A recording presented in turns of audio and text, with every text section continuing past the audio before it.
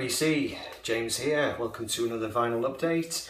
Not done one for a while. Now this is not the vinyl update that I was expecting to do. I had one planned with some things to show you, but I've come back to North Wales, to my parents' house, and I've had a major vinyl score. I went to my hometown of Wrexham, and there's a shop there that I've been to many times before, and it's a shop where you walk in, and in the downstairs room there's like DVDs, CDs, and there are some boxes on the floor of records, not that many. And I've been into this shop umpteen times, and it's normally just kind of Goodwill stuff in these boxes, but today I happened to notice there was a sign up, just like a hand-taped sign saying more records upstairs. And I thought to myself, I didn't even know this place had an upstairs. So I kind of went round the corner, and it was a bit hidden. I went up the stairs, and sure enough there was a really big upstairs room with like loads of amazing records in there. And there was a guy reading a book up there, he worked up there, and I said to him, how long has this room been up here? And he said, it's always been here.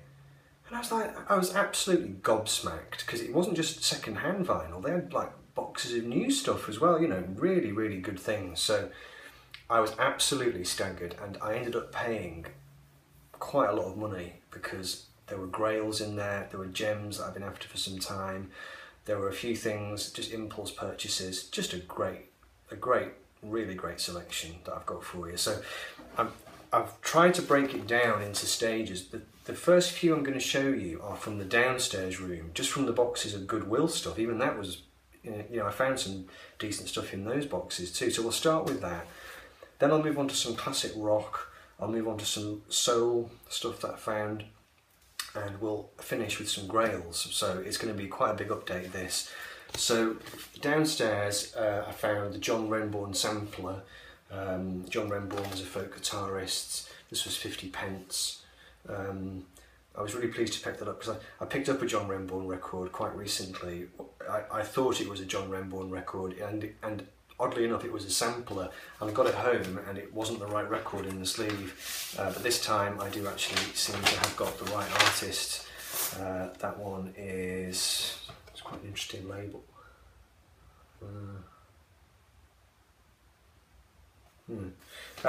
Yeah, John Renbourn, highly influential folk guitarist, a bit like Burt Jansch. 50p, you can't go wrong. This is a good fun one, the Honky Tonk demos. This is, there was a British DJ called Charlie Gillett who was a London-based radio DJ, and he broke several quite big bands. He broke Dire Straits and a few other bands, and this record is sessions recorded, demo tapes actually, first played on Charlie Gillett's Honky Tonk show on Radio London 1975 to 1978, and some really interesting people. There's Graham Parker, there's Dire Straits doing Sultans of Swing, Chaz and Dave doing One Finger and Another, which is Brew, Night Shift, Junior Kimbrough, In the City.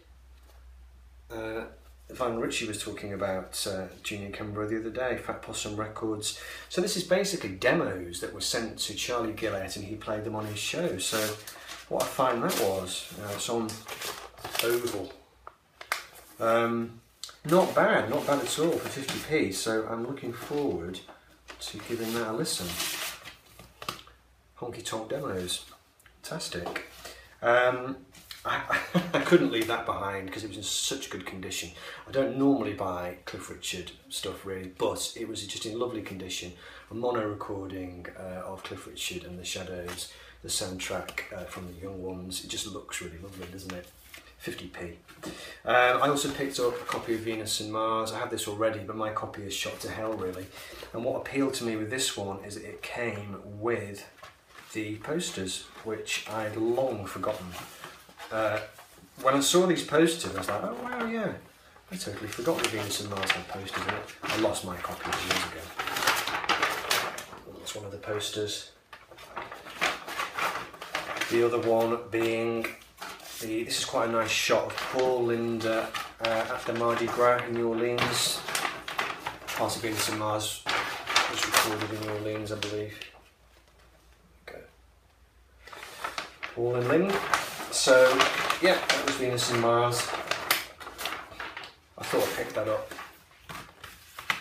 Good stuff. Right, so moving on to the upstairs room. So I get up there, I think to myself, right, I went straight for the new records to see what they had, but I don't normally buy new records from shops. I'd much rather find some bargains, you know. So I honed in on the metal box first to see what they had, and I was able to pick up Motorhead, No Sleep Till Hammersmith. These are all in, I'd say, VG shape. Picked up Motorhead's Bomber. Now I don't have any Motorhead on vinyl, or rather I didn't have any, so it was good to get that one. And this one I've nearly left behind. Actually no, perhaps it was this one I nearly left behind. This one is on blue vinyl, but there's a mark. It's on blue, and it did say on the sleeve that there is a mark there. We'll see. The guy said he will give me my money back if it turns out it doesn't play. It was about £7, so we'll see. Which one did I not show? Overkill as well. So I picked one out, and then I picked two out. I picked the third one out, put the third one back, and then I picked the third one back out. I thought, let's just take all three. So rarely do I see Motorhead in the wild. So that was the metal box. Then there was some soul stuff as well, which really caught my eye. This record is one that John Downing, 6-inch pianist, showed when he was doing his Gimme Tens. Cyrita, produced by Stevie Wonder. I'd looked online for a copy of this and hadn't found anything at a decent price, but John did tell me, he said if you keep looking you'll find it for a £5, and actually I got that for £5.99 in the end. So I was pleased to pick that up. When John showed it on his channel, I YouTubed it and had a listen, and I enjoyed it. I'm a big fan of Stevie Wonder. It wasn't an album that I'd been aware of before, so it was good to pick that one up. That's a Grail. I'll save that for the Grails, mustn't forget that. Picked up another Grover Washington Jr. album to add to the collection. I've got a couple of his albums now. This one, Inner City Blues, arranged and conducted by Bob James, and it contains a version of Ain't No Sunshine by the guy who did Ain't No Sunshine. I'm tired, I've had a long day today. There were a few Stevie Wonder albums. I nearly also picked up another one, I can't remember, but this is the one that I went for in the end. I've got most of Stevie's classic albums now. This is one I didn't have on vinyl. I've got it on CD, didn't have it on vinyl, so I thought I'd pick that up. It's in lovely shape. Fulfillingness First Finale, so that's nice to have. Let's have a look if I've left out any soul ones. Picked up a Walker Brothers album.